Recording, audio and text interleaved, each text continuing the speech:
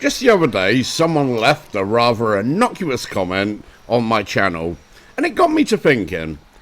The comment was in relation to walking videos and how quite often they can become mundane.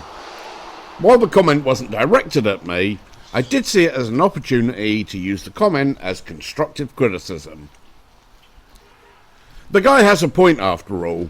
There have been far too many walks that I have watched where there doesn't appear to be any foresight whatsoever. The walk seems fairly aimless with no end goal in sight. And there is nothing interesting to see along the way. I dare say that I have made a number of videos like that myself. Because I see this in the videos of others, I have to use that information to try and improve my own product. I mean, we all have to look to improve what we are doing, don't we? If all you are doing is making the exact same video over and over and over again, just filmed in a different location, then what is the end goal? If there is no variation in the product that you are producing, how long do you think that you are going to be able to retain an audience? We all have to be honest with ourselves and look to improve what we are doing. A couple of weeks ago, someone filmed in my hometown in England, and even though the video was 24 minutes long, I was delighted to see my town on film. And it brought back so many happy memories for me. Now I have my own views in regards to the length of videos, something that I don't think I will be able to cover in this video. Needless to say though, whenever I see a video in my feed that is longer than 15 minutes, I say to myself, you'd better be bringing something to the table with that. Especially if you're going to keep me interested in watching for that length of time. People film all around the world. Show us a sign, a statue, a view. Even a storefront is going to look different wherever you are in the world. Just show us something other than a stretch of pavement or road that never ends. I live in Queens, New York, which, if it was ranked as a city, Queens would be the 5th largest city in America by population. Therefore, a lot of the walks that I do are done so in the same vein as the person who filmed in my hometown. There will always be an audience wanting to see the places where they once lived or where they grew up. How much shelf life does that have though?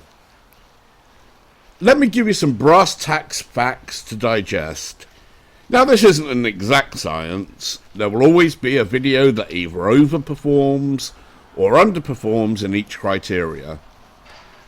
The walk-in videos that I do that have no context, the ones where I'm simply walking up a street, those videos generally get anywhere from between 25 to 30% watch time, depending on the length.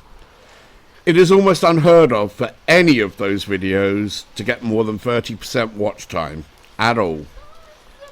The New York stories, on the other hand, they range from between 35 to 51% watch time, with hardly any of them falling below 35%, while most of them get a retention rate of around 40% or higher. I mean, it is as clear as day what I need to do to improve my channel, and that is to tell more stories. I'm actually going to be interested in knowing the retention rate of this video. After all, it is only a walking video, but I'm telling you a story as well. I'm going to bet that this video gets a retention rate of higher than 35%. The bottom line here isn't really about the length of a person's video, it is about the quality of the product that they are putting out. In fact, I suffer from a rather strange phenomenon that I mentioned in my previous video. In the first week of release, my walks far outperform my narrated stories. Fellow creators, as a whole, tend to skip my narrated stories and instead comment on the walks. Now I understand why that is. It's very clear to me. It is a lot easier to leave a generic comment on a walk that a person doesn't watch than it is to leave a comment on a story that you have to pay attention to. Don't get me wrong, I understand that I have made a great many friends on YouTube who treat my videos as kindly and as generous as I treat their videos. In the long run, though, the stories blow the walks out of the water when it comes to longevity. Almost all of the top 25 videos on this channel are stories. The daily, most viewed videos in the last 28 days are virtually all stories as well. I am looking to improve my product, and the only way that I can do this is by listening to what my statistics are telling me. Not only that, but I am judging this by what is in my feed as well. If I see anything that is longer than 20 minutes long in my feed, there better be some meat and bones on the table, because if all it is a trip down one road for upwards of an hour, well, I hate to be rude, but on your bike if you think I'm going to be watching that. I need to see or hear something that is going to keep me interested in watching a video. It will be hard to change my mind with the thinking that longer videos are better than shorter ones.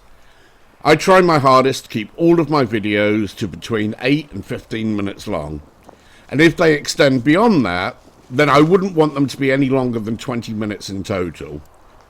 It is asking a lot of people to devote that much time to one channel without them getting bored. So if I have anything longer than 20 minutes, then I'm more than likely going to break that video down into 2 videos to keep people's interest longer.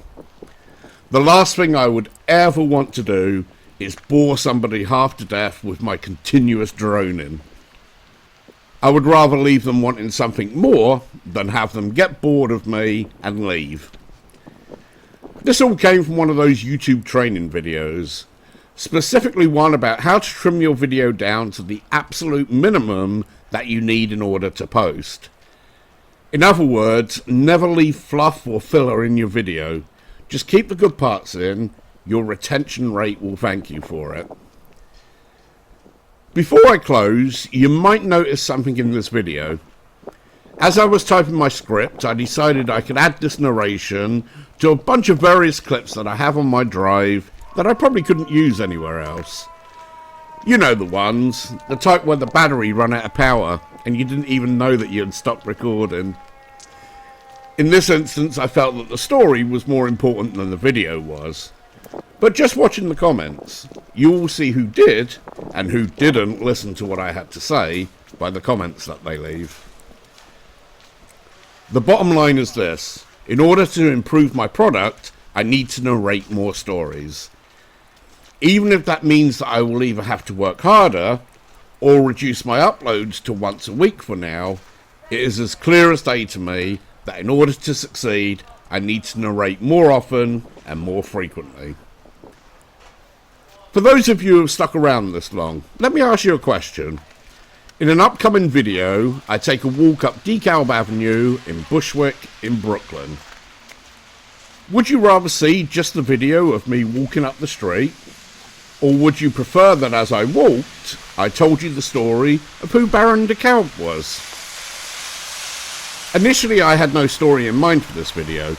I only filmed a walk, but as the street is named after someone, even if the affiliation to that person's story is a rather loose one, I thought, why not tell a story along the way? So what would you prefer? A walk up DeKalb Avenue? Or a walk up DeKalb Avenue as you learn about who Baron DeKalb was? I know which one I would prefer. That's all for now, guys. Feel free to disagree with me in the comment section if you need to, and I will be back real soon. Bye for now.